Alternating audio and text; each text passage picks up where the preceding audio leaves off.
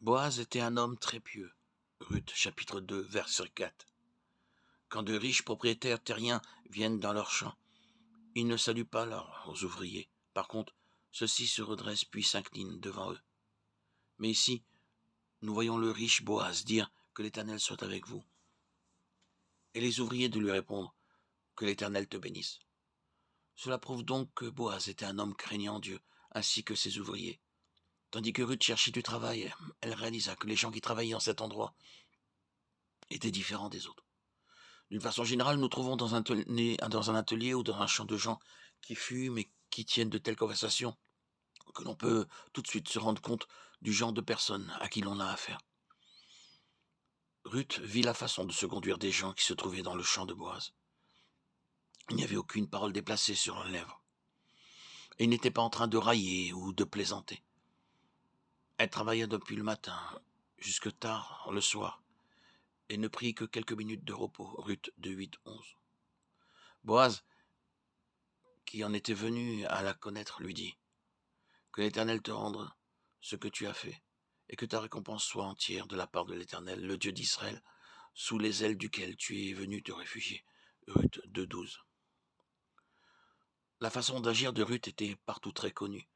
C'est la raison pour laquelle Boaz put lui dire: Je sais que tu as placé ta confiance dans le Dieu vivant, et qu'il va te récompenser. Il t'a placé au bénéfice de sa faveur.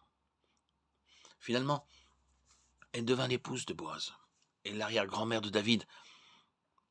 La parole de Dieu dit que ceux qui le cherchent sincèrement le trouveront. Vous me chercherez et vous me trouverez, si vous me cherchez de tout votre cœur. Je me laisserai trouver par vous, dit l'Éternel. Jérémie 29, 13, 14. À cause de la fidélité de Ruth, vint une grande bénédiction dans la famille de Naomi. Quand Naomi s'est repentie de son péché et de sa faillite, alors Dieu se mit à régir souverainement toute la situation. Dieu a travaillé en sa faveur lorsqu'elle s'est décidée à retourner à Bethléem.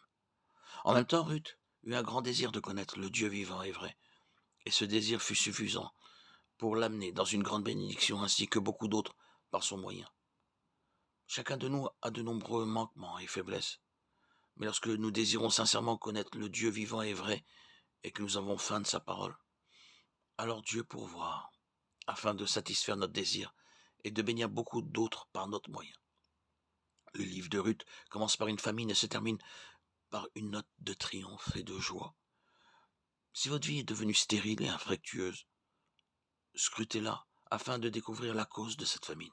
Il se peut que vous soyez éloigné de la communion fraternelle ou que vous soyez tellement absorbé par vos occupations de ce monde que vous avez diminué votre temps de prière. Quelle que soit la cause de la stérilité de votre vie, il n'est pas nécessaire que vous demeuriez dans cette condition.